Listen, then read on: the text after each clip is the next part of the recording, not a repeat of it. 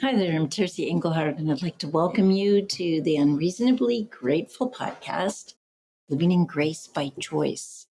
As most of you know, every week I spend the first couple moments thanking you for being a part of my journey and for welcoming me into your journey. I know that I gained and learned a lot from other people sharing their stories of healing and recovery. And so that's the inspiration for me to take the time to be with you and to share from my soon 39 years of recovery from living an addictive lifestyle for 20 years, from 16 years old to 36. I struggled in healing a sexual abuse past and then lived with an eating disorder.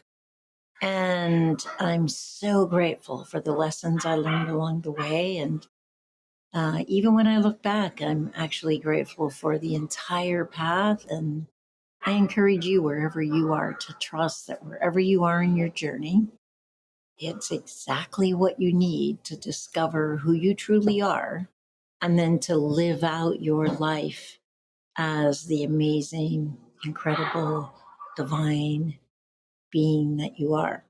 Trusting that you have gifts to share and you're honing those gifts, those skills to be able to make a difference in the world, in your life, the life of your loved ones, and perhaps extending into the life of many others. So, welcome, welcome, welcome. Thank you for being here.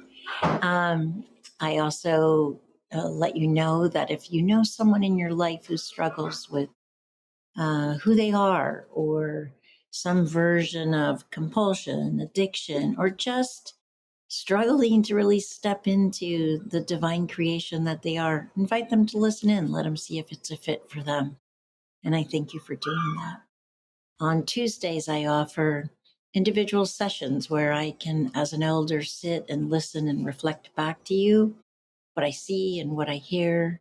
And my experience is that that is always some greater, grander, more beautiful version of yourself than the one that most of us listen to internally or see externally in our reflection. So if you're interested in that, you can sign up on tercyengelhart.com under Work Together. You may hear some puppies in the background. Our puppies are just about, I think they're 8 weeks old now. Some of them are going to homes at the end of this week. Others of them in a couple of weeks when we get back from a wedding on the East Coast. And I just want to tell you, it's been a lot of work and it's been so much joy. And I think that translates into so many things in our life. The things that are often the toughest and maybe the hardest or feel like work often are where some of the most valuable lessons we get are, and some of the greatest joys. So see if you can embrace all of it. Okay, so this particular episode, I'm coming off of 12 days with some family members, 10 days with others, 4 days with others. So every year, our family, our children, spouses, and grandchildren are 25 people. And every year we've all gotten together in the summer. We used to rent a location that would handle us.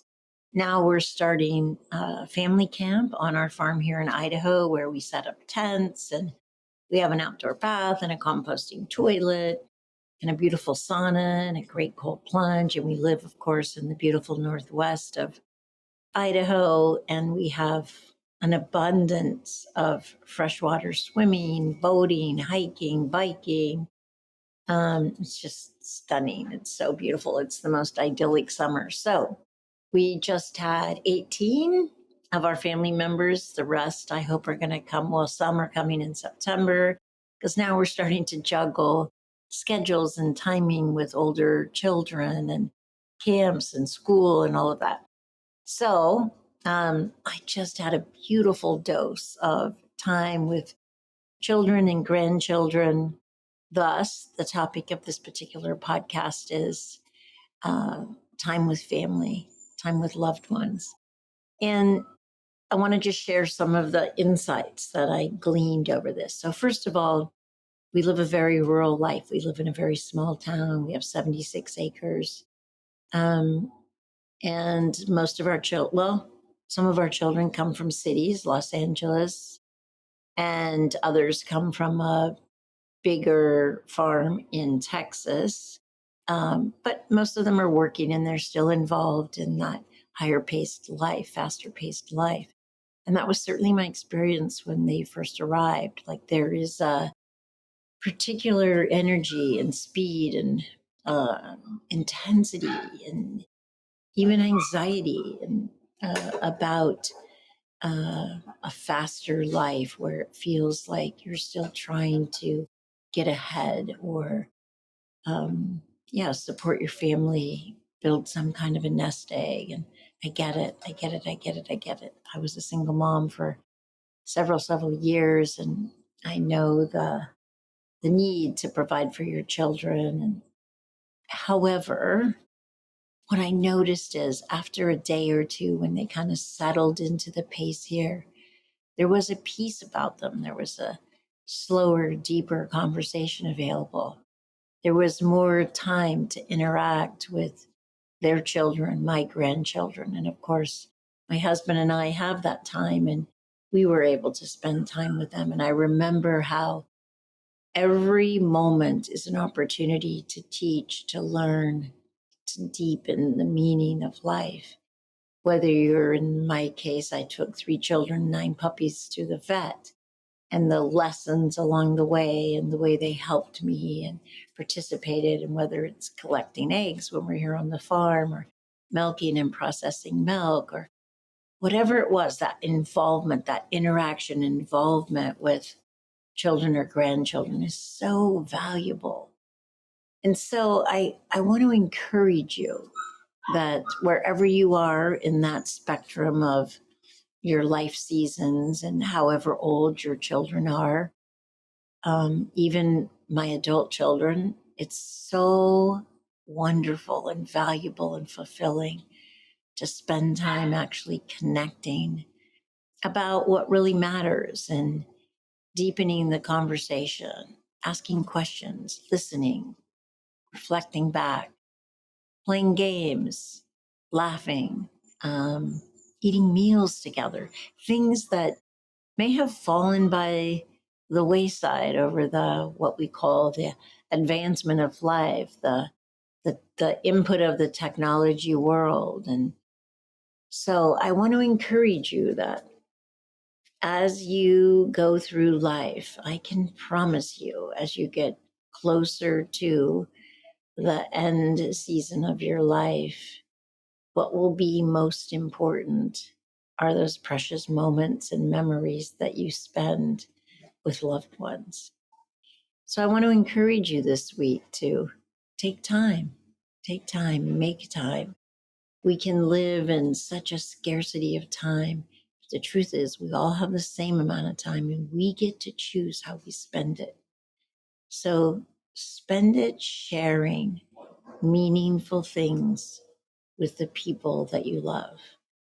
And, in this camp situation, it could be s'mores or a cup of tea or a glass of wine, a meal, popcorn, a trip to the creek or the river or to the library, uh, a walk around the block with your dog, whatever it is that you're doing. Deepen the conversation and the connection. Utilize the time that you have with those that you love to make the biggest difference. And of course, I get you need to work and provide. Yes. And when you're working, work, and when you're home, be home. And if you're working at home, see if you can't create your ability to be present. So when you're with your children or your spouse or your roommates or whoever those dear ones are that you love, be with them. And when you're having to work or wanting to work or loving the work that you do that well and see if you can't fill yourself up. I feel so full, filled to overflowing. I can still reflect on all of the little memories that were created that we can hold on to. Um, so precious. And I just encourage you to not wait for those once a year occasions, particularly those of you that have young children or growing children, but to embrace every moment as precious and memorable and make sure that what you're left with is how much you love them, and what they're left with is how loved they are.